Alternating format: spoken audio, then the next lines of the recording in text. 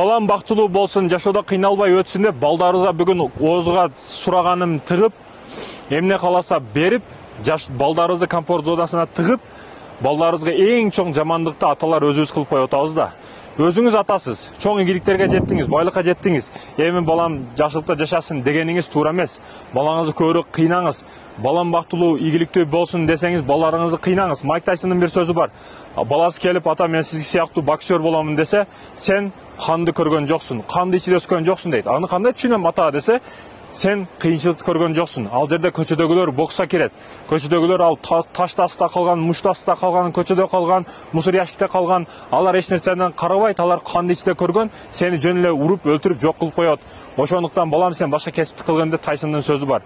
Сиз дагы балаңызды күчтүү болсун десеңиз, кыйнаңыз, айылга барыңыз, кетмен чаптырыңыз, иштетиңиз, жалаң назик болуп калбасын. Бүгүн шаардагы балдарды карасаңыз, эң кыйын иш мусор төгүш, башка иш жок. Бирок ошону дагы сен кыл, мен кыл кылат да. Ошондуктан мекендештерим, балам сонун жашасын, красавчик болсун, өссүн, ден соолугу болсун десеңиз, балаңызды нымжан, кылтырык, назик айым кылбастан кыйнаңыз балаңызды. Биз эркектердин эң чоң катабыз аялыбызга убакыт бөлбөй атабыз.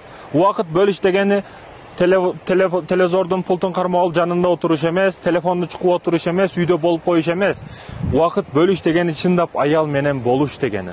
Аялга көңүл бурууш дегени. Бүгүн телефонду чукулуп атат, аял алдында сүйлөп атат, телефон чукулап отурат. Бул аялга убакыт бөлдүм деп айтпаңыз сиз.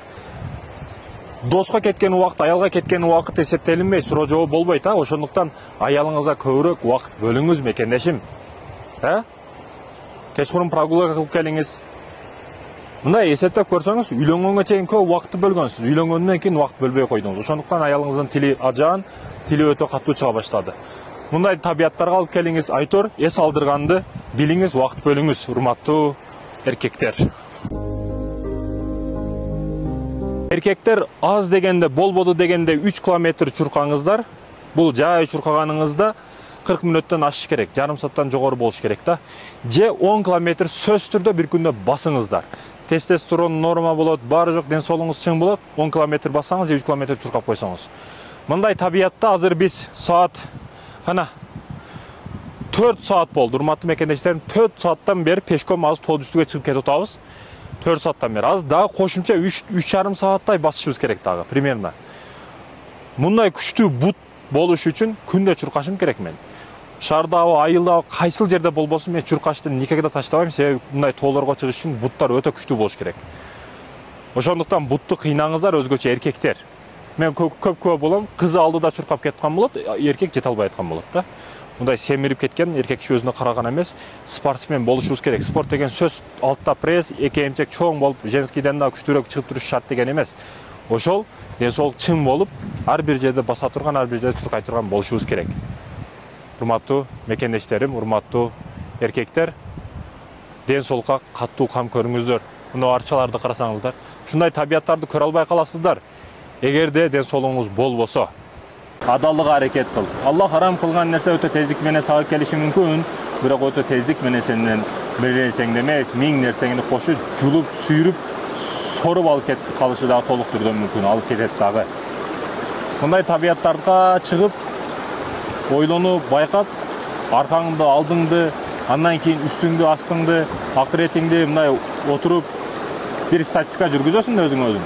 Мен ошондой иштерди, адамдардын кылып жаткан иштерин, өзүмдүн кылып жаткан иштеримди бүт статистика кылып жыйынтыктап, мындай бейишке же тозокко бара турганымды да кээде ойлонуп каламын да.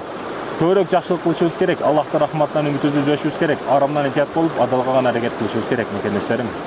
Бул арча сүйүшкөндөр арчасы деп коюшат экен. Гүл менен турганын бекеринен эмес, ушул тегеректен эле тердим гүлдөрдү, өтө өзгөчө гүлдөр. Анын арчаны мындайча көрсөтсөң сами. Мындайча келсең, ичин көрсөтсөң. Бул жерде эмне үчүн сүйүшкөндөр деп койсоңуз, бул жактан биригип, мынайча эле көп арчаларды, дарактарды байкасаңыз, мына жерге чейин бир болот, же мына жерге чейин бир болот, анан мындайча ачып кетет да. А бул мындайча бир эмес экен да. Булар мына жерден биригип издеп таап келиптир өзүн.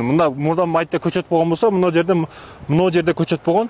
Булар издеп келип бири-бириге табышып ушундайча өскөн да, бири-бириге баары берген эмес дегени да, сүйүүсүн берген эмес деген мааниде сүйүшкөндөр арчасы деп коюшат экен. Эми бул өзгөчө жери, урматтуу мекендешим, өтө көп жыл болуптур, асманды көрсөтсөң, арчанын бийиктигин Карасаңыздар, эми арча өтө жай өсөт. Билесиздер, жылга канчайым сантиметр өсөт да, өтө жай өскөн. Демек, бул арчаларга өтө эле көп жыл болгон. Мунун тамырлары өтө өзгө көп жерге кеттир. Мына тамырын байкасаңыз, мына жактарга кеткен, эми ал жакта бүт арча, мындан айынча да кетиптир, мына астыдагы бүт арча. Демек, сүйүүсү таратса болот экен, сүйүүнү таратса болот экен, канча алыс болбогон баары бир болсо болот экен, чогуу болсо болот экен. Адамдарга мындай көлөкө болсо дагы, жакшылык болсо дагы болот экен.